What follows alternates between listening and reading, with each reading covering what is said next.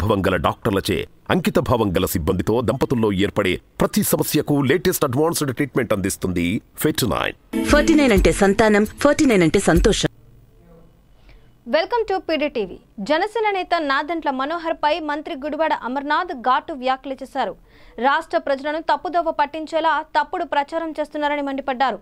ఈ సందర్భంగా ఆయన్ని పొలిటికల్ బ్రోకర్ అంటూ విమర్శించారు.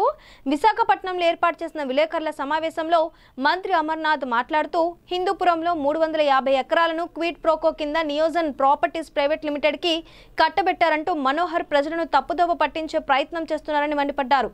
వైఎస్ రాజశేఖర రెడ్డి ప్రభుత్వంలో ఆ సంస్థకు పవర్ ప్లాంట్ నిర్మాణం కోసం 350 ఎకరాలు కేటాయించారని, అయితే ఆ సంస్థ పవర్ ప్లాంట్ నిర్మాణం సాధ్యం కాదని ఇండస్ట్రియల్ పార్క్ ఏర్పాటుకు ప్రతిపాదించిందని మంత్రి తెలిపారు. రాజశేఖర రెడ్డి మరణానంతరం కాంగ్రెస్ ప్రభుత్వం ఆ భూమి కేటాయింపును రద్దు చేయడంతో ఆ సంస్థ కోర్టుకు వెళ్లిందని చెప్పారు. జగన్మోహన్ రెడ్డి అధికారంలోకి వచ్చిన తరువాత ఆ భూమిని మళ్లీ వినియోగంలోకి తీసుకురావాలన్న ఆలోచనతో నియోజన్ యాజమాన్యాన్ని సంప్రదించి కోర్టు కేసు విత్డ్రా చేసుకోవాలని సూచించారని తెలిపారు.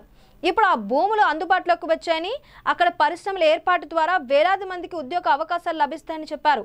దీనివల్ల నాదెండ్ల మనోహర్కు ఇబ్బంది ఏమిటని ప్రశ్నించారు. తెలంగాణ ఎన్నికల ఫలితాల తరువాత మనోహర్ అండ్ పార్టీకి మతి భ్రమించిందని మంత్రి అమర్ ఎద్దేవా చేశారు. ప్రజల నుంచి ఆ పార్టీకి మద్దతు లేకుండా పోయిందని గుర్తు చేశారు. రాష్ట్రం అన్ని రంగాల్లో అభివృద్ధి చెందడం జనసేన, తెలుగుదేశం పార్టీలకు ఇష్టం లేదని, నిరంతరం ప్రజలను తప్పుదోవ పట్టించడమే ఆ పార్టీల లక్ష్యమని చెప్పారు. నాదెండ్ల మనోహర్ ఇలాంటి వ్యాఖ్యలు మానుకొని పార్టీల మధ్య బ్రోకరిజం చేసుకోవాలని సూచించారు. పవన్ కళ్యాణ్ అజ్ఞాతవాసి అని, నాదెండ్ల మనోహర్ అజ్ఞానవాసి అని ఈ సందర్భంగా ఆయన ఎద్దేవా చేశారు.